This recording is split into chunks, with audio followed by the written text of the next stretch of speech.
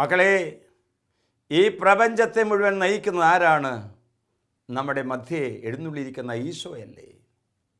നമ്മുടെ കുടുംബത്തെ നയിക്കുന്ന ആരാണ്? ഈശോയല്ലേ. നമ്മുടെ കുഞ്ഞുങ്ങളെ വളർത്തുന്ന ആരാണ്? ഈശോയല്ലേ. 58-ാം സങ്കീർത്തനം 11-ാം തിരുവാക്യത്തെ നാം വായിക്കുന്നു, കർത്താവ് നിന്നെ നിരന്തരം നയിക്കും, മരുഭൂമിയിലും നിനക്ക് സമൃദ്ധി നൽകും, നിന്റെ അസ്ഥികളെ അവിടുന്ന് ബലപ്പെടുത്തും, നനച്ചു വളർത്തിയ പൂന്തോട്ടവും വറ്റാത്ത നീരുറവയും പോലെയായി തീരും നീ. എന്ത് മനോഹരമായ വചനം! സാധിക്കുമെന്ന് മനപ്പാഠം പഠിക്കുക. കർത്താവ് നമ്മുടെ കുടുംബത്തെ നയിക്കും, മരുഭൂമിയിൽ സമൃദ്ധി നൽകും. ഇനി ഒന്നും ഉണ്ടാകില്ല എന്ന് നീ വിചാരിച്ചിരിക്കുമ്പോൾ ആ ജീവിതത്തിലേക്ക് കർത്താവ് സമൃദ്ധിയായിട്ട് കടന്നു വരും. നിന്റെ അസ്ഥികൾ, നിന്റെ ഡിസ്ക്, നിന്റെ നാടിഞരമ്പ് ഇനി പ്രവർത്തന ശേഷിയില്ല എന്ന് വിധി എഴുതി ആരെങ്കിലും ഇതിൽ ഇരിക്കുന്നുണ്ടെങ്കിൽ കർത്താവ് പറയുന്നു, നിന്റെ അസ്ഥികളെ ഞാൻ ബലപ്പെടുത്തും. നീ ഞാൻ നട്ടുവളർത്തിയ ഒരു പൂന്തോട്ടം.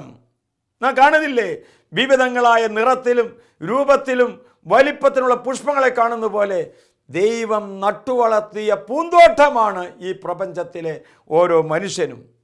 ഒരു പക്ഷേ ദൈവം നമ്മെ നയിക്കുന്നത് ദാരിദ്ര്യത്തിലൂടെ ആയിരിക്കാം, നമ്മെ നയിക്കുന്നത് രോഗത്തിലൂടെ ആയിരിക്കാം, ഒരുപക്ഷെ വൈകല്യം നിറഞ്ഞ നമ്മുടെ ജീവിതത്തിലൂടെ ആയിരിക്കാം, പരാജയങ്ങൾ ഒന്നിനുമേൽ കുന്നുകൂടുമ്പോഴായിരിക്കാം,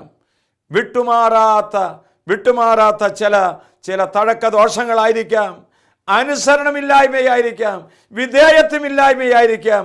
കർത്താവാണ് നമ്മെ നയിക്കുന്നത്. ഇത് നമ്മൾ വിശ്വസിക്കണം. അതുകൊണ്ടാണ് ജെറമ്യാ 31:25 നാം വായിക്കുന്നു, ക്ഷീണിതരെ ഞാൻ ശക്തിപ്പെടുത്തുന്നു, ദുഃഖിതരെ ഞാൻ ആശ്വസിപ്പിക്കും. കർത്താവ് ആശ്വാസത്തിൻ്റെ ദൈവമാണ്.